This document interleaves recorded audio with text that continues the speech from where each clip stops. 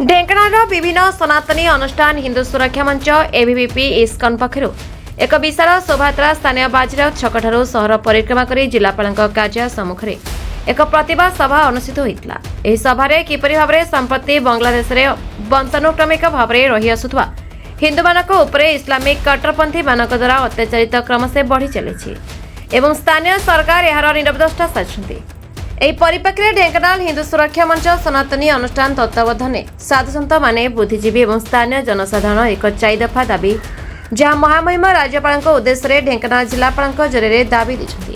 August ମାସରେ ବାଂଲାଦେଶରେ ଏ ଘଟଣା ଆରମ୍ଭ ହେଲା ଏବଂ ଯେତେବେଳେ ପ୍ରଥମେ ଆରମ୍ଭ ହୋଇଥିଲା ଆପଣମାନଙ୍କର ମନେ ଥିବ ଜଗନ୍ନାଥ ମନ୍ଦିରକୁ ଭାଙ୍ଗିଥିଲେ, ଜଗନ୍ନାଥ ମୂର୍ତ୍ତି ଭୁଲ ଲୁଣ୍ଠିତ ହେଇଥିଲା।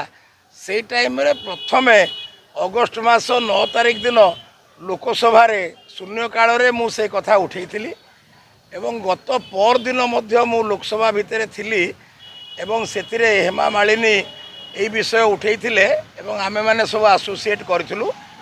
तेणु तापरे वैदेशिक मंत्री मध्य मु जो जगन्नाथ मंदिर भंगा घटना उठेइथिली से नैकरी मते मध्य से उत्तर देइचंती।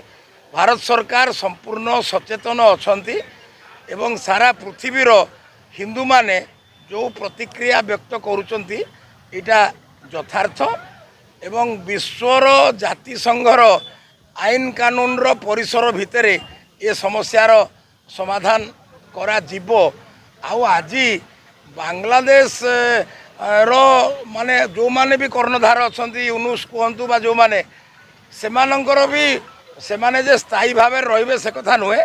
बांग्लादेश जनसाधारण भारतर जनसाधारण सांगे अच्छी आ बांग्लादेश सृष्टि किए करथिले, बांग्लादेश सृष्टि भी यही भारत सरकार करथिले। भारत सरकार बहुत साहाय्य न करथिले सेतेबेले बांग्लादेश सृष्टि भी हो पार न था। पाकिस्तान अत्याचार रे बांग्लादेश संपूर्ण रूपे अत्याचारित होउतला। तेणु मु भाबुची जे विश्वर हिंदू माने यही प्रसंग रे जो स्वर उत्तोलन करुचंती एटा यथार्थ एवं निश्चित रूपे सेमानंकर आपण देखिबे जे बाजीचौठार एक विशाल रैली हिंदू सपक्ष रे बांग्लादेश रे हिंदू अत्याचार विरुद्ध रे सारा पृथ्वी रे हिंदू एकता हिंदू जो उद्वेग प्रकाश पाई तार प्रतीक स्वरूप ये वर्तमान ढेंकानाल समस्त हिंदू आज उद्वेलित होती एवं आज एक विशाल रैली रे आसी जिलापाल कार्यालय सम्मुख में आम पहुँचीचु। आम चाहूँ सारा पृथ्वी रे हिंदू मान प्रति जोठी भी अत्याचार हम सेठी हिंदू केवे चुप होगी बसब नहीं एवं सारा विश्व दरबार एवं आपणकर जातिसंघ ए दृढ़ हस्तक्षेप करवा आमर दाबी। हिंदू सबुठ सहनीय हिंदू सारा विश्व को कहूँ वसुधैव कुटुंबकम।